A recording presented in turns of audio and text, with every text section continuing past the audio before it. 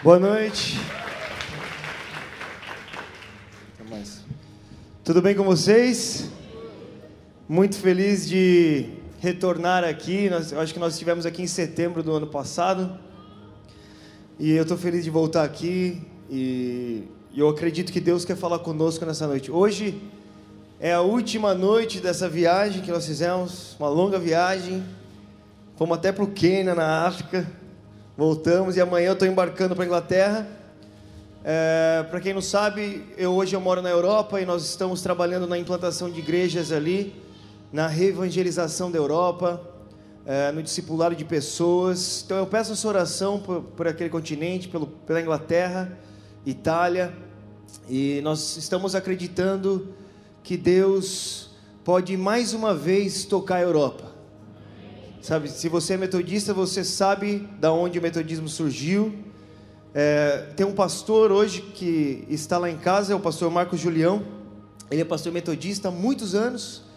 E hoje ele está fazendo curso de inglês na Inglaterra e ele está morando lá em casa. Então ele tem me contado toda a história metodista e é impressionante. Antes de sair dali, ele me falou que todos os bairros de Londres, quando John Wesley morreu, tinha um grupo de estudo bíblico.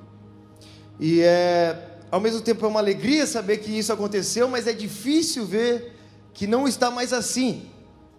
Mas nós cremos que nós servimos o mesmo Deus, é o mesmo Espírito, é o mesmo Evangelho, e aquilo que Deus fez no passado, Ele pode fazer de novo, e não só fazer o que Ele fez no passado, mas fazer ainda mais. Não é mesmo? Que nossas expectativas estejam nesse Deus que pode fazer ainda mais. Então hoje o nosso coração está ali para aquele continente, para tocar aquela geração, para ver pessoas se chegando ao Senhor, e graças a Deus nós temos visto pessoas se convertendo, sendo batizadas, e isso é uma alegria muito grande. Amém? Então abra sua Bíblia comigo em Atos, no capítulo 3. Vamos direto à palavra. Nós precisamos que Deus fale conosco nessa noite. Nós precisamos que a palavra de Deus seja viva e eficaz, que ela seja poderosa, que ela seja afiada nos nossos corações. Que Deus essa noite Ele transforme os nossos corações de pedra em carne, que nós possamos crer, que não só os nossos ouvidos ouçam, mas que o nosso coração ouça. Todas as noites eu peço para que o Senhor fale comigo. Eu preciso ouvir a voz de Deus. Eu preciso sair daqui diferente da forma que eu entrei. Eu preciso sair daqui mais entregue a Deus, mais entregue à vontade de Deus, mais entregue ao propósito eterno de Deus. Não é o meu desejo que a gente passe por essa vida só ouvindo falar sobre o Evangelho, ouvindo falar sobre os avivamentos, ouvindo falar sobre os moveres de Deus, mas que nós possamos fazer parte do que Deus está fazendo, que nós possamos deixar a uma geração um legado do que Deus fez, de uma vida entregue. Então abra comigo em Atos, do capítulo 2, do versículo 42, diz assim: todos se dedicavam de coração ao ensino dos apóstolos, à comunhão, ao partir do pão e à oração. Havia em todos eles um profundo temor, e os apóstolos realizavam muitos sinais e maravilhas. Os que criam se reuniam num só lugar e compartilhavam tudo que possuíam. Vendiam propriedades e bens e repartiam dinheiro com os necessitados. Adoravam juntos no templo diariamente, reuniam-se nos lares para comer e partiam o pão com grande alegria e generosidade, sempre louvando a Deus e desfrutando a simpatia do povo. ênfase nesse versículo aqui: sempre louvando a Deus e desfrutando a simpatia de todo o povo. E a cada dia o Senhor lhes acrescentava aqueles que iam sendo salvos. Quando nós pegamos o livro de Atos, nós começamos a ver na terra algo que não existia antes, algo que Deus havia preparado para manifestar nesses tempos, e seria iniciado através da vinda do seu Filho Jesus, através da vinda do Messias, e isso é a igreja de Jesus. O título que dão aqui na minha Bíblia, para essa parte na Bíblia, é a comunidade dos novos convertidos, ou seja, aqueles que se achegavam, que criam no Evangelho, eles faziam parte de um grupo de pessoas, que Jesus disse que seria a sua igreja. E a igreja de Jesus, ela é o corpo de Jesus. E quando nós pensamos em corpo, nós pensamos em união, mas é mais do que isso. O corpo de Jesus é a manifestação de Jesus na terra. Veja só, esse é meu corpo, a minha perna. Ela é a manifestação do Luca. Meu braço é a manifestação do Luca. Onde a minha mão encosta, o Luca encosta. Quando a Bíblia fala sobre o corpo de Jesus, ela não só está tratando de uma união, mas ela está tratando do corpo de Cristo. E a Bíblia vai dizer que Ele é a cabeça e nós somos o seu corpo, ou seja, é a manifestação de Jesus. Em Efésios, Paulo vai falar que esse é o segredo que foi revelado. Vamos lá em Efésios rapidinho.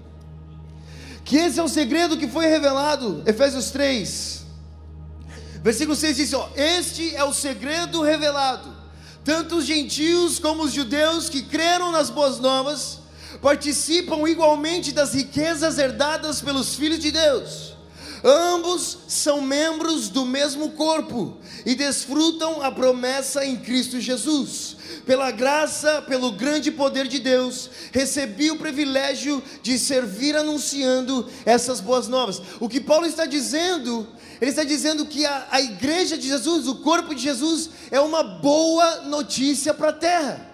Ou seja, não existiu nada mais glorioso depois da vinda de Jesus do que o ajuntamento de pessoas que criam no seu nome, que seguiam a Ele e que se tornaram o seu corpo. Era tão forte a manifestação dessas pessoas, que no capítulo 11 de Atos vai dizer que na Antioquia, pela primeira vez, aquelas pessoas foram chamadas de cristãos. Por quê? Porque quando as pessoas, o povo olhava para aquele grupo de pessoas, eles viam a Cristo. Eles anunciavam uma mensagem, eles falavam sobre um homem, eles falavam sobre o Filho de Deus, eles falavam sobre a obra de Deus que Jesus veio fazer, e eles viviam aquela mensagem de uma tal forma, que as pessoas falavam: eles são iguais a Ele, o que eles estão fazendo é exatamente o que eles estão pregando, a sua mensagem sobre Cristo, eles estão vivendo, então por isso eles são cristãos, ou seja, pequenos cristos, eles são a manifestação de Cristo, é isso que as pessoas viam. E eu lendo a Bíblia, eu tenho certeza que você também, você fica maravilhado com Cristo. Sabe, se você anda pelo mundo hoje, se você pergunta às pessoas, não existe nada que elas possam falar contra Jesus, nada. Não existe um defeito que elas possam apontar, Ele era perfeito. As multidões o seguiam. Nós sabemos o que Jesus veio fazer, como Ele veio salvar a humanidade do seu pecado, da ira de Deus, como Ele veio libertar o povo de Deus, como Ele veio tirar o jugo de cima das pessoas, trazer esperança para a humanidade. E quando nós anunciamos a Cristo, nós estamos anunciando uma boa nova, uma boa notícia. E agora Paulo está dizendo também que a sua igreja é uma boa notícia, o corpo de Jesus é uma boa notícia. Aonde a igreja de Jesus está, é uma coisa boa de se acontecer. Se você olhar pela história da humanidade, você vê que a igreja de Jesus sempre esteve atuante nos momentos de necessidade. Se existiam guerras, a igreja de Jesus estava lá. Se existia fome, a igreja de Jesus estava lá. Se existiam necessidades, a igreja de Jesus estava lá. Quem criou as escolas, os hospitais? A igreja de Jesus, os orfanatos, aqueles que seguiam a Jesus, porque eles entendiam a missão de Cristo e eles haviam entendido quem eles eram. E por isso então a Bíblia diz que as pessoas, que a igreja tinha simpatia do povo. O povo gostava da igreja. E parece que lendo esse capítulo aqui, esse versículo, parece que nós estamos lendo sobre uma utopia, algo que não é possível mais, algo que nós sonhamos, mas não é possível. Mas não, é a palavra de Deus, é aquilo que Deus planejou. E aquelas pessoas estavam vivendo isso daqui, porque elas haviam vivido com Cristo, elas haviam recebido o Espírito de Jesus, o Espírito Santo, e elas obedeciam. Então não podia ser de uma forma diferente. Pessoas que seguiam os seus princípios, pessoas que seguiam os seus ensinamentos, pessoas que se entregavam como Ele se entregou, pessoas que pensavam como Ele pensou, não podia ser diferente. E assim então, a igreja tinha a simpatia do povo, a igreja tinha o favor do povo. E eu vou dizer para você, no mundo que eu vivo, isso não acontece. Esses dias foram fazer uma pesquisa em Amsterdã, E Amsterdã é o lugar mais caótico do mundo. Todas as drogas são legalizadas, a prostituição é legalizada, os jovens vão lá para se entregar realmente aos desejos da carne. Eu não conheço um jovem de 18 anos que não tenha passado por Amsterdã na Europa, um jovem europeu que não tenha passado por Amsterdã para ser iniciado nessa vida. Todos eles, quando fazem 18 anos, eles vão para lá. É um lugar terrível, é um lugar onde você olha e pensa assim, ó, aqui existe um lugar onde as pessoas não desejam Deus. Aqui existe um lugar onde as pessoas querem distância de Deus.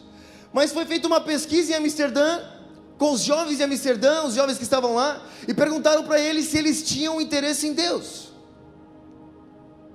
E surpreendentemente, 99% das pessoas entrevistadas disseram que sim, que elas tinham interesse em Deus. Quando eu vi isso, eu fiquei muito animado, porque eu imaginava que não, que os jovens não queriam Deus. Aí você vai para Amsterdã e você pergunta para as pessoas e 99% quer. Aí nós sabemos que a igreja de Jesus é a manifestação de Jesus. Eu acredito que se as pessoas desejam Deus, elas devem olhar para a igreja. Oh, se nós precisamos de Deus, nós sabemos onde Ele está. Nós sabemos onde nós podemos encontrar, na igreja. Afinal de contas, nós somos a manifestação de Jesus. Nós carregamos as boas novas. Nós somos uma boa nova para a humanidade. Mas então perguntaram para os jovens, falaram assim, e a igreja, vocês têm interesse pela igreja? E 99% disse que não. Que não tinham interesse nenhum. Na Europa se diz que a maior evidência contra a verdade cristã são os cristãos. Mahatma Gandhi dizia que com Cristo tudo bem, mas os seus discípulos. E não é isso que eu vejo na Bíblia. Sabe, aqueles que perseguiam a igreja não eram o povo, mas eram aqueles que queriam oprimir o povo. Os governos que queriam oprimir e usar, eles seguiam uma igreja que estava trazendo liberdade, verdade, luz e esperança. Mas no mundo em que nós vivemos hoje, não é assim. E nós podemos olhar para o mundo e falar assim, é culpa deles? Ou nós podemos ser sinceros e olhar para nós e falar, talvez esteja faltando alguma coisa aqui. Porque se nós somos a manifestação de Jesus, algo tem que ser diferente. Mas talvez a gente pense assim, o que é a igreja? O que a igreja tem que fazer? O que nós temos que fazer? Como que Jesus planejou a igreja? Como que os discípulos entendiam a igreja? Porque nós sabemos que aqui em Atos eles estavam seguindo ensinamentos de Cristo. E em João, no capítulo 21, os comentadores da Bíblia dizem que o capítulo 21 é João colocando em suas próprias palavras como deveria ser a igreja, o que a igreja deveria fazer. Porque veja, quando nós anunciamos as boas novas, quando nós anunciamos a salvação à humanidade, nós estamos anunciando a salvação de algum lugar para outro lugar. Se você pergunta para um cristão, talvez você pergunta, do que Jesus nos salvou? E ele fala assim, Jesus nos salvou do inferno. Mas essa não é a mensagem completa. A salvação é um meio para um fim. Nós estávamos perdidos sem Deus, nós estávamos mortos. A Bíblia diz que nós estávamos mortos, mas em Cristo nós somos ressurretos para uma vida. Então a salvação, ela é o início e não o fim. Ela é o início de uma nova vida. E essa vida que nós vemos em Atos, nós vemos essas pessoas nascidas de novo vivendo essa vida. Em João 21, João vai relatar uma parte da história e vai nos dar princípios do que a igreja deveria fazer e como a igreja deveria ser. Veja bem, em João 21, no versículo 14, a Bíblia diz assim, ao amanhecer, Jesus estava na praia, mas os seus discípulos não o reconheceram. Ele perguntou, filhos, acaso vocês têm peixe para comer? Não, responderam eles. Então disse, lancem a rede para o lado direito do barco e pegarão. Fizeram assim e não conseguiram recolher a rede, de tão cheia que estava. O discípulo a quem Jesus amava, disse a Pedro, é o Senhor.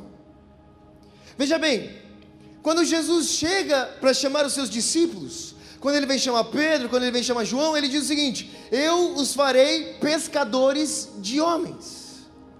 E nós temos que entender que naqueles tempos se falava muito com simbolismos, como eles entendiam as coisas. E para aquele povo, o mar era um lugar de caos. O mar era um lugar de trevas, era um lugar incerto. Então quando Jesus fala para as pessoas, ó, nós vamos fazer vocês pescadores de homens, ele está falando que nós vamos tirar as pessoas desse lugar que é o mar, esse lugar de trevas, esse lugar de escuridão, esse lugar de tempestade, esse lugar de medo. As pessoas tinham medo, as pessoas não sabiam o que poderia esperar do mar. É dali que Jesus estava tirando a humanidade. Então ele diz assim: nós faremos pescadores de homens. Ou seja, você vai tirar as pessoas desse lugar, tirar as pessoas das trevas. Mas tirar as pessoas das trevas e levar para onde? Do que Jesus está salvando e para onde Jesus está salvando? Será que Jesus veio fazer uma religião? Será que Jesus veio fazer um partido político? O que Jesus veio anunciando na terra? A Bíblia diz que Jesus veio anunciando um reino. Ou seja, quando ele fala que nós vamos tirar as pessoas de lá, ele estava assim, ó, nós vamos tirar as pessoas das trevas, do reino das trevas, do império das trevas, para o reino da luz do Filho do seu amor. É uma realidade diferente. É da morte para a vida, é das trevas para a luz. E eu fico me perguntando, como é, que lugar é esse? Como é o reino de Deus? Da onde nós tiramos as pessoas e para onde nós levamos as pessoas? Porque é muito importante que nós saibamos isso, porque senão a nossa mensagem não é completa e a nossa vida não é completa. Nós somos um lugar, nós somos para o Quênia, na África. Eu estava comentando com o Mateus hoje, com o Rica hoje. No início do ano eu fui para Omã. Omã é um país muçulmano, um rei, um sultão muçulmano. E eu nunca vi na minha vida um país tão pacífico quanto aquele lugar. Impressionante. Eu nunca vi um país com pessoas tão pacíficas. Eu nunca vi um país tão rico. Um lugar muçulmano. E aquilo me assustou. Nós fomos com o carro no meio da cidade, paramos o carro numa feira. Aí, sem querer, o meu cunhado, ele mora lá com a minha irmã hoje, eles são missionários ali. E ele bateu no taxista, sem querer, nós descemos meio assustados. E o taxista falou: não, mesmo se tivesse amassado, não se preocupa não, eu perdoaria você e tal. E eu fiquei, meu Deus, que lugar é esse? Aí não o suficiente, na hora daquilo nós ficamos agitados e fomos para a feira, o centro da cidade, fomos para a feira. Voltamos no fim do dia. Quando nós chegamos no carro, as duas janelas estavam abertas, o meu iPhone no painel assim, ó. O dia todo, a janela aberta, o iPhone no painel, e ninguém relou nada, ninguém encostou. Um país muçulmano, um país onde dizem que existe um número muito pequeno no Evangelho, poucas igrejas. E agora, mês passado, nós fomos para o Quênia, na África. Um lugar onde dizem que 90% do país é cristão. Eu nunca vi um país tão hostil. Eu nunca vi um país tão perigoso. Eu nunca vi um país tão violento. Eu falo, o que aconteceu? Porque muitas vezes nós paramos na mensagem da salvação. Você tem que ser salvo. Salvo do quê? Salvo para onde? Jesus disse que nós salvamos as pessoas, tiramos as águas para um lugar, e esse lugar é o reino de Deus. E nós nos perguntamos, como é o reino de Deus? O que é o reino de Deus? Em Mateus 5, Jesus vai dizer, no Sermão do Monte, ele vai estudar, e é muito fácil de entender o que é o reino de Deus. Mateus 5, a partir do versículo 14, ele vai dizer assim: vocês são a luz do mundo. É impossível esconder uma cidade construída no alto de um monte. É impossível construir uma cidade, é impossível esconder uma cidade construída no alto do monte. O que ele estava falando? Ele estava falando que a sua igreja, esse ajuntamento de pessoas, é como uma cidade.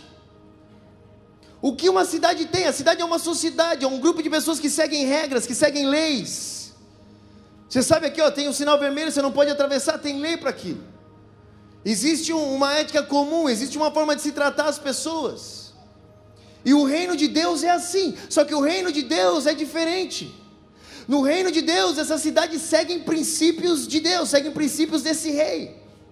E eu fico me perguntando, e essa cidade como deve ser? Como será uma cidade onde o dinheiro não é Deus, onde a fama não é Deus, onde a moda não é Deus, onde as pessoas são tratadas de igual para igual, aonde o seu próximo é mais importante do que você? Como será uma sociedade onde não existe racismo, não existe diferença entre as pessoas? Como será uma sociedade que segue essas escrituras assim? Como será uma cidade onde nós não somos Deus, mas sim Jesus é o Senhor, Jesus é Rei? E é interessante que ele diz que essa cidade é construída sobre um monte, é um lugar onde as pessoas vêm. É impossível esconder um grupo de pessoas assim. É impossível esconder um grupo de pessoas que vive o que Jesus está ensinando. E não só isso, uma cidade sobre o monte significa um lugar de escape. As pessoas fogem para cima do monte para escapar, para fugir dos perigos. Elas fogem do vale para subir as montanhas, para subir para o monte. É uma cidade onde as pessoas encontram esperança, onde as pessoas encontram uma saída, onde as pessoas encontram uma forma real de se viver. Sabe, eu vivo pelo dia que, quando o mundo precisar de alguma coisa, eles vão falar assim, ó, nós sabemos onde encontrar, com os filhos de Deus. Quando o mundo precisar de uma esperança, eles vão falar, calma, nós sabemos onde existe uma esperança, no meio do povo de Deus. Quando o mundo precisar de algo e não conseguir resolver, eles sabem, não, nós sabemos quem pode resolver. Os filhos de Deus, existe uma cidade sobre o monte, sabe, uma cidade onde as pessoas olham e falam assim, é assim que nós deveríamos viver. Essas pessoas estão certas, eles realmente têm Deus, porque nós podemos ver. É uma luz que resplandece sobre o mundo, é uma diferença muito grande, é a luz no meio das trevas, é um lugar onde existe vida e não existe morte, é um lugar onde existe luz e não existe trevas, é um lugar onde Jesus é o Senhor. E aqueles que estão ali são pessoas que seguem os seus mandamentos, e porque eles seguem os seus mandamentos, encontram a favor do povo, porque como que o povo pode odiar um tipo de pessoas que os ama, que faz de tudo por eles, que se entrega a eles, que vive algo real e verdadeiro, um lugar onde as amizades, elas não são amizade de Facebook apenas, onde as amizades são profundas, onde existe sinceridade, onde existe comprometimento. Sabe, é muito esquisito quando o mundo fala sobre a igreja, é muito diferente daquilo que nós podemos ler. E eu estou falando isso com você porque eu acredito no Evangelho, eu acredito na obra de Deus, eu acredito na obra do Espírito, eu acredito que o que Deus disse é real, eu acredito que Ele está preparando uma igreja santa e imaculada à espera do seu noivo, eu acredito nisso. Eu acredito que o Espírito está preparando a sua noiva, e eu acredito que faz parte do Evangelho de Deus anunciar que isso é possível. Faz parte do Evangelho anunciar que a nossa vida pode ser diferente daquilo que o mundo conhece. Afinal de contas, foi essa verdade que Jesus veio trazer. Esses dias eu estava na Inglaterra, e eu estava com uns amigos lá em Notting Hill. Sabe, tem um filme que uma mulher vai comprar um livro numa livraria em Notting Hill. Eu não assisti o filme, eu sei que é famoso. Eu estava lá, os caras estavam tirando foto, nós estávamos lá. Aí tinha uma menina, ela ouviu a gente falando português e começou a falar com a gente foi lá, ela falou que ela é grega. A gente estava conversando com ela, ela falou uma ou duas palavras em português e tal. Aí eu estava com um amigo meu, líder de louvor, e ele falou, você é grega? Daí ele falou a palavra adoração em grego. Eu não sei como ele falou isso, não sei, mas ele sabia. Aí ele falou. Aí quando aquela menina, ela estava super feliz, brincando com a gente, tal, ela ouviu aquela palavra, ela fechou o semblante assim, e perguntou, vocês são da igreja? Aí ele falou, sim, todo feliz, sou da igreja. Ela falou assim, então sai daqui, eu não quero falar com você. Uma jovem. Aí eu olhei para a cara dela e falei assim, mas sua mãe não te deu educação, não? Até agora você estava conversando com a gente, estava tudo bem, agora você manda nós embora assim, desse jeito, o que aconteceu? Ela falou assim, não, porque essa gente da igreja não é uma gente boa não, vocês querem isso, quer isso. E eu fui ouvindo aquilo foi doendo no meu coração, cara. Porque eu, como evangelista, eu fico tentando imaginar como o mundo nos observa. Como o mundo observa o povo de Deus. Sabe, um dia perguntaram para um pastor na Inglaterra e falaram assim para ele, Deus perguntou para ele, se a sua igreja acabar hoje, se a sua igreja sair dessa cidade, a cidade sente falta de vocês? Vocês vão fazer falta? E um jovem, ouvindo uma jovem, que não quer mais conversar comigo, não porque eu prego o Evangelho, não porque eu anuncio uma santidade, não porque eu falo, olha, arrependa-se do seu pecado, você tem que ser salvo, não por causa disso, mas por causa de um mau exemplo que elas viram até hoje. Sabe, nos perseguir com mentiras, tudo bem, agora apontar fatos que você pode olhar e falar assim, pior que a verdade que ela está falando, isso dói demais. E como um cristão eu preciso olhar para o mundo com a importância que eles têm, e mesmo que doa em mim viver de uma forma diferente para que eles encontrem a salvação, eu tenho que fazer, porque como cristão eu tenho que deixar a minha vida, eu tenho que seguir a Jesus, fazer o que for necessário para que isso aconteça. Eu falei assim, não, mas essa igreja que você está falando não é a igreja de Jesus não, cara. A igreja de Jesus, ela está fazendo o que Jesus veio fazer. Sabe o que Jesus veio fazer? Jesus veio se entregar pelo pecador, Jesus veio virar a outra face, Jesus morreu numa cruz. Enquanto ele morria, ele disse, Pai, perdoa-os. Não existia ira no seu coração, existia perdão, existia amor. Ele não apontava o mundo com julgamento, ele não apontava o mundo com condenação. Ele não veio para condenar o mundo, ele veio para salvar o mundo. O mundo já estava condenado. A igreja de Jesus é essa. Você sabe o que a igreja de Jesus fez? Eu comecei a relatar todos os fatos históricos. Ela olhou para minha cara, ela toda admirada, ela nunca tinha ouvido isso, ela não conhecia isso, não é isso que ela conhecia. Ela olhou para minha cara e falou assim, então você é cristão? Eu falei, sou. Ela falou, então você não faz sexo não, né? Eu falei, não faço, não sou casado. Ela falou assim, daí ela começou a falar, e a melhor coisa que ela poderia falar, porque eu falei assim, ó, sabe por que não? Porque nessa cidade sobre o monte, a mulher não é um objeto de prazer. Nessa cidade sobre o monte, cada homem tem a sua única mulher, porque Deus fez o homem para ter uma família, Deus fez o homem para mostrar o valor que a humanidade tem. Nessa cidade sobre o monte, o homem, a sua criação é feita à imagem de Deus e merece respeito. Não é só um brinquedo, não é algo sobre só o fim de semana. Aquela menina foi ouvindo isso, e ela começou a se abrir totalmente. Mas o que traz a verdade para ela, essa cidade sobre o, essa luz que sobre ela, é algo que ela não conhece no mundo que ela vive, é algo que ela nunca viu. São pessoas que seguem princípios que só Deus poderia dar.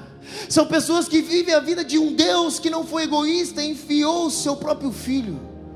Esse é um grupo de pessoas que o mundo olha e tem simpatia por eles. Aí a segunda parte, Jesus chama os seus discípulos. Vocês são uma cidade sobre o monte, agora fala, o que nós vamos fazer? Nós tiramos as pessoas das trevas e nós levamos eles para onde? Para a luz. E agora nós precisamos ensiná-los a viver nesse lugar. E Jesus chama Pedro e fala assim, Pedro, você me ama? Ele fala, o Senhor sabe que eu te amo. Ele fala, se você me ama, então apacenta as minhas ovelhas. Pedro, você me ama? E Pedro fala, o Senhor sabe que eu te amo, então se você me ama, apacenta as minhas ovelhas. Aí ele pergunta de novo, ele fala, Pedro, você me ama? Fala, o Senhor sabe que eu te amo, então se você me ama, apacenta as minhas ovelhas. E eu olho para Jesus e falo assim, mas não podia ser apacento o meu leão? Porque leão, cara, você solta na selva, ele caça, entendeu? Ele se vira. Agora ovelha é ovelha, sabe, ovelha é sempre ovelha. Ovelha não sabe caçar, ovelha é burra, sabe, ovelha, o lobo mata uma ovelha, põe a pele de ovelha por cima e engana as ovelhas ainda. Ovelha não sabe para onde vai, ovelha vai para o perigo, não sabe, daí tem que vir um cão pastor ficar latindo igual desesperado, é para lá, é para lá, é para lá. E outra, ovelha não tem afeto nenhum, gato tem mais afeto que ovelha. Um gato que é gato. Agora imagina se Jesus fala assim, apacenta os meus cachorros, é melhor, porque cachorro você briga com eles, eles voltam pulando, feliz, não tem problema nenhum, está sempre feliz, está sempre ali, ó, te obedece. Cachorro é fácil, fica senta, vai pegar o osso, ele faz tudo. Agora ovelha é ovelha, sabe, ovelha não é prazeroso cuidar de uma ovelha. E Jesus fala, apacenta as minhas ovelhas, e é interessante que ele fala assim, apacenta as minhas ovelhas.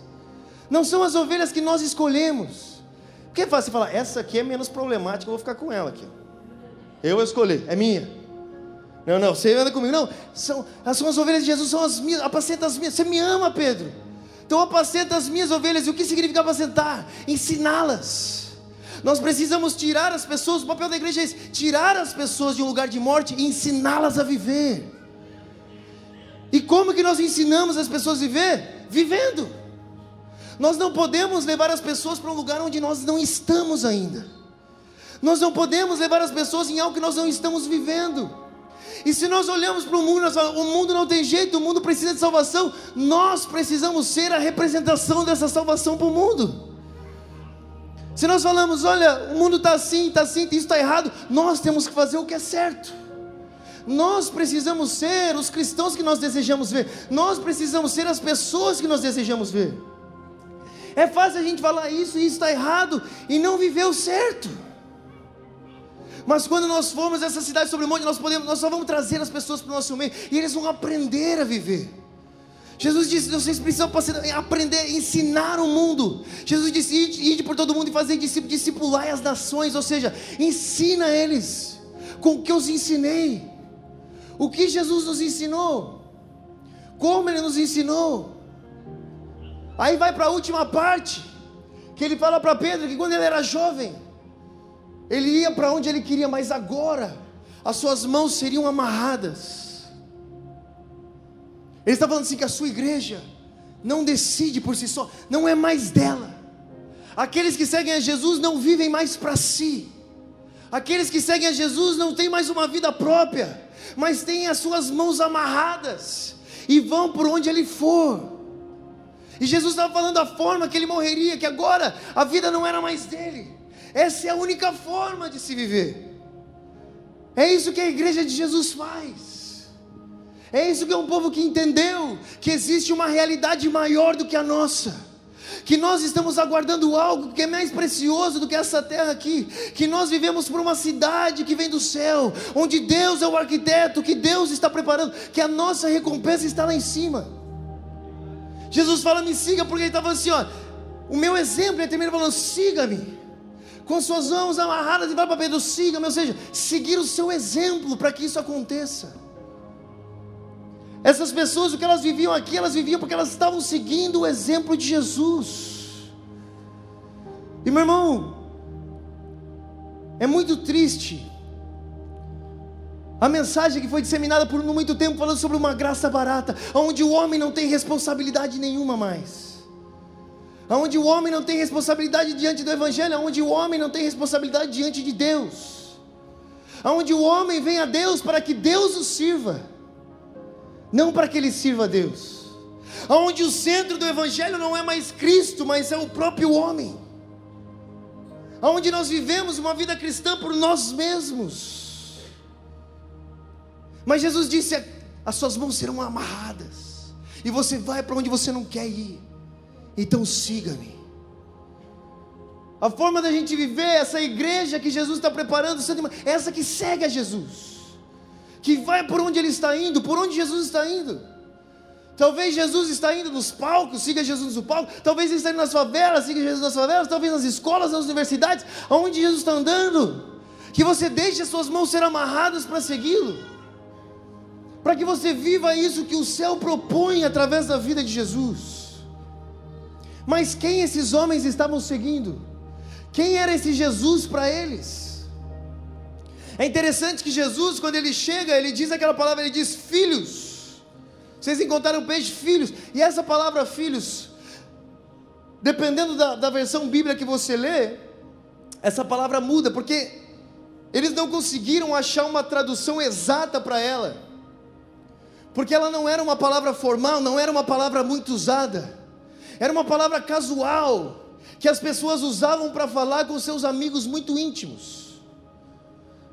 É como se lá em São Paulo você chegava e falava assim, e aí mano, sabe, vocês só falam com os amigos mesmo, e aí brother, aqui como é que fala?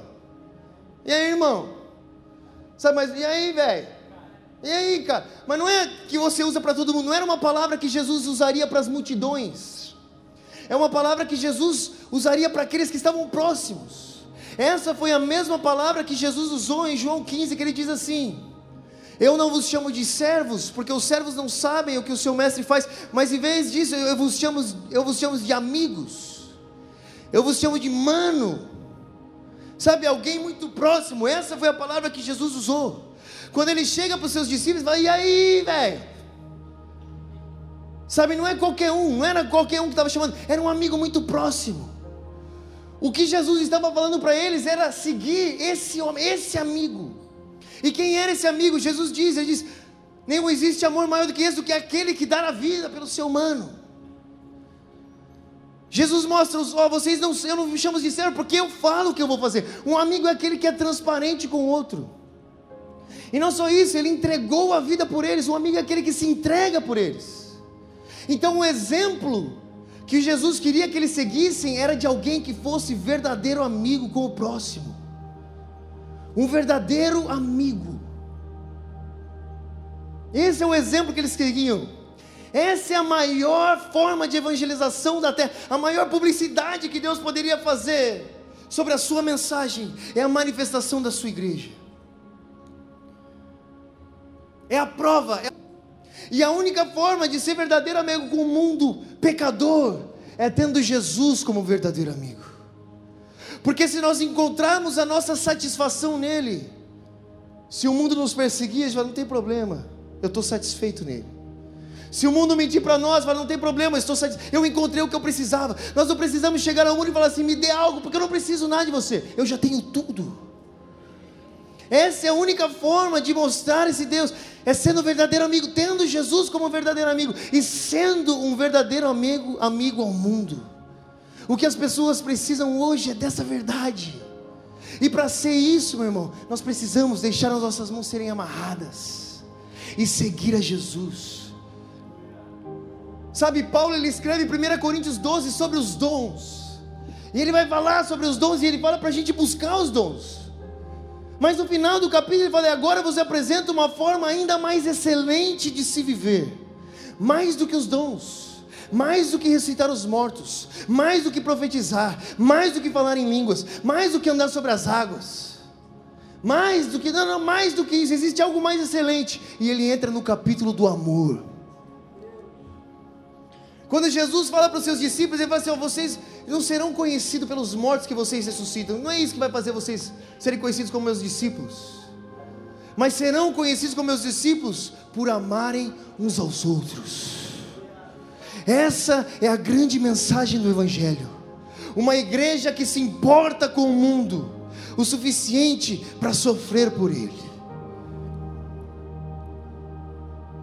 Sabe, nós ouvimos falar sobre Jesus, nós ouvimos falar sobre esse homem, mas o Evangelho não chegou até nós através dele. Não foi só Jesus que morreu pela humanidade, os seus discípulos também morreram. Os seus discípulos também se entregaram. Existe uma igreja que acreditou tanto nessa mensagem, que se entregou, que viveu por isso. E essa foi a igreja que tocou o mundo. Essa é a igreja que nós fazemos parte. Essa é a igreja de Jesus. Essa é a igreja que nós vivemos. Essa é a igreja que Jesus está fazendo. Essa é a igreja santa e imaculada, que está sendo preparada para o seu noivo. Uma igreja que é parecida com Cristo.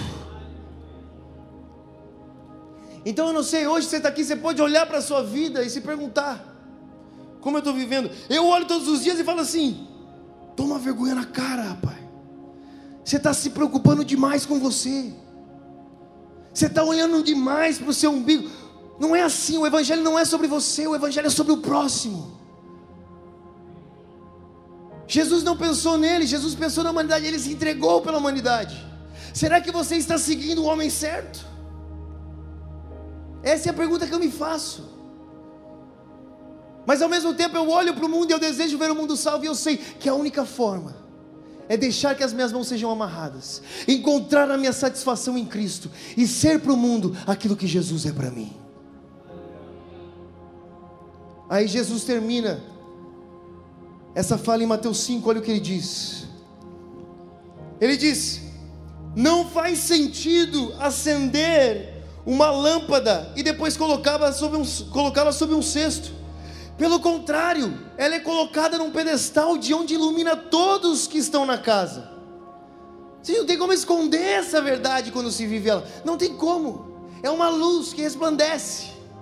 Aí ele diz assim: da mesma forma, suas boas obras devem brilhar, Olha, é uma ordem que ele dá. Ele diz: suas boas obras devem brilhar, para que todos as vejam e louvem seu Pai que está no céu. Deixa eu te falar algo. Você não é salvo pelas suas obras, você é salvo pela graça. Mas o mundo ao seu redor é salvo por elas. O mundo ao seu redor conhece um Deus vivo através da forma que nós vivemos. O mundo sabe que Deus é real, que o que nós falamos é mais do que palavras, pela forma que nós vivemos, meu irmão, pela forma que nós nos amamos, pela forma que nós nos importamos, pela forma que nós nos entregamos. Então, se nós amamos a Deus, apacente as minhas ovelhas.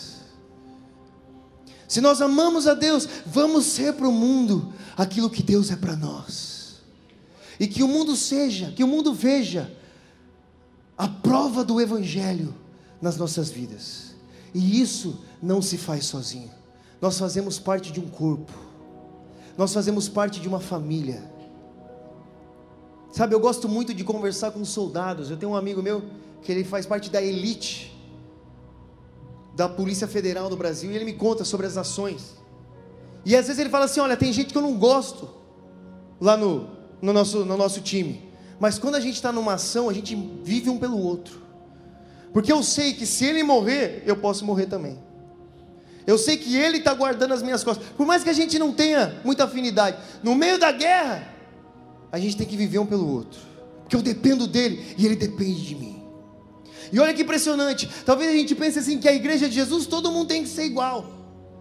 Olha quem estava no barco quando isso aconteceu. Os discípulos estavam lá, Natanael. Natanael foi o homem que Jesus falou assim: olha, eu te vi embaixo da figueira.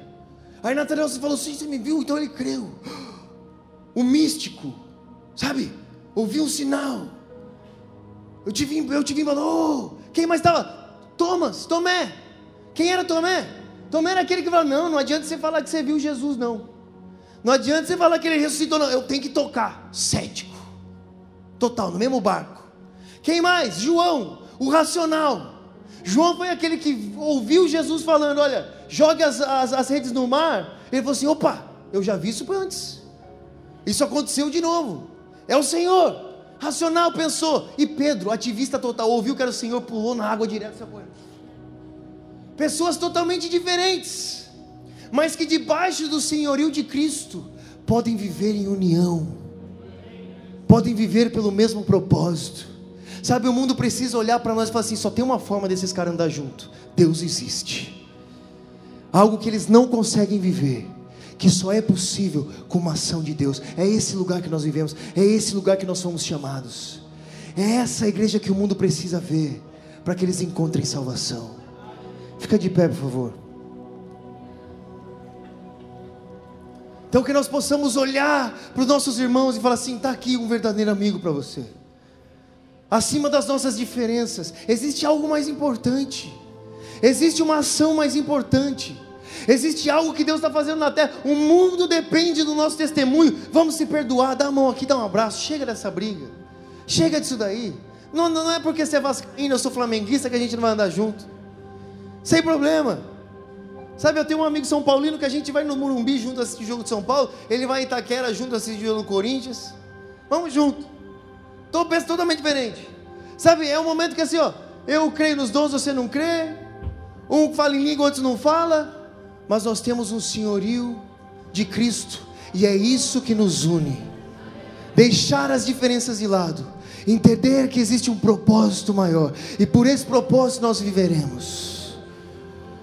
E como nós vamos viver isso? Seguindo a Jesus, deixando a nossa vida, sendo submisso à sua vontade. É a única forma. Senão nós vamos viver um evangelho pesado, onde nós vamos fazer pelos nossos próprios braços. Sabe, os mandamentos de Jesus, eles são difíceis, até que nós digamos sim, porque quando a gente diz sim, o seu fardo é leve, o seu jugo é suave. Quando nós nos submetemos ao seu senhorio completamente, as coisas acontecem. Então Pedro estava lá, tinha falhado, tinha negado a Jesus. Ele falou assim: agora você vai ser, suas mãos serão amarradas. E nós vemos a história de Pedro, nós vemos o que aconteceu com um homem que teve as suas mãos amarradas, que seguiu a Jesus. Nós vemos o seu exemplo, está aqui, a história mostra. Não é um conto de fadas, a história mostra que foi possível, que foi real, que esses homens viraram o mundo de ponta cabeça. E se aconteceu uma vez, poderá acontecer de novo. Que nós possamos olhar para aquilo que é mais precioso do que nós, mais precioso do que nossa vida, mais precioso do que os nossos direitos, a vontade de Deus. E que Jesus seja o nosso Senhor, o nosso Rei. Sabe, num reinado não existe democracia, existe a vontade do Rei sendo feita. E a vontade do Rei é boa, ela é perfeita, ela é agradável. O Rei que nós servimos é um Rei que nos serviu, é um Rei que se entregou pelo seu povo, é um Rei que não pensou em si mesmo, mas pensou em nós. Será que se nós obedecemos a sua vontade, será ruim para nós? Não, será bom. É o melhor que nós podemos fazer. Então que nós possamos hoje nos entregar a Jesus e a sua vontade, para que o mundo conheça a salvação, para que o mundo saiba que a nossa mensagem não é só feita de palavras, mas é o poder de Deus. Que o Evangelho é a ação de um Deus bom em um mundo caído para a remissão dos seus pecados. Que o Evangelho é Deus se entregando pela humanidade em amor. Que nós possamos ser boas notícias para Niterói, para o Rio de Janeiro, para o Brasil. Que nós sejamos boas notícias, boas novas para esse mundo. Pai, nós te agradecemos por essa noite, e que o Senhor derrame nos nossos corações o amor, através do Espírito Santo. Pai, que nós possamos te obedecer, que nós possamos ser discípulos de Jesus em todas as áreas da nossa vida. Que nós possamos olhar para o propósito maior e nos entregar a isso. Pai, para que o teu reino venha, para que a tua vontade seja feita. Que a nossa comida seja fazer a vontade do Pai, para que o mundo veja a salvação e glorifique o Pai que está no céu. Que a nossa luz resplandeça, que a nossa luz resplandeça, para que o mundo glorifique ao Pai que está no céu. Essa é a nossa vontade, esse é o nosso chamado, esse é o nosso propósito, essa é a missão de Cristo nessa terra. Que o Senhor prepare a sua noiva, que o Senhor prepare a sua igreja para a sua vinda, em nome de Jesus.